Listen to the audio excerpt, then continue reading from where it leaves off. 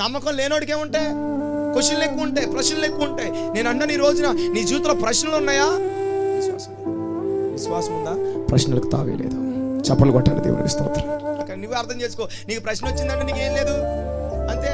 Question ఎలాగయ్యా, ఏం తిందుమా, ఏమి తాగుదుమా, question వచ్చిందంటే విశ్వాసం లేదు. ఎట్లా వెళ్ళాలి, ప్రశ్న వచ్చిందంటే విశ్వాసం లేదు. ఎలా బతుకుతాం, ప్రశ్న వచ్చిందంటే విశ్వాసం లేదు. ఏం జరుగుద్దో, ప్రశ్న వచ్చిందంటే విశ్వాసం లేదు. కానీ విశ్వాసము ప్రశ్నలన్నింటిని తలకిందులు చేసి ఆశ్చర్యార్థంగా మారుస్తే చప్పలు కొట్టండి. యేసు నామములో విశ్వాసముతో ప్రయాణించిన ప్రతి ప్రయాణము అద్భుతమైన కార్యాలు చేస్తుంది. హల్లెలూయా. 10 మంది కుష్ఠరోగులు విశ్వాసం తెలిపారు, స్వస్థత పొందారు. ఆమేనండి. ఒక గుడ్డోడు విశ్వాసం తెలిపాడు, స్వస్థత పొందాడు. ఆమేనండి. అబ్రహాము విశ్వాసం తెలిపాడు, జనములకు తండ్రి అయ్యాడు. ఆమేన్ చెప్పండి. నోవహు విశ్వాసంతో ప్రారంభించాడు, జలప్రళయంలో బతికిపోయాడు. చప్పలు కొట్టండి.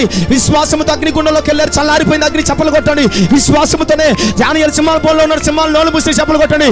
విశ్వాసం ఏ కార్యాన్నైనా చేస్తుంది.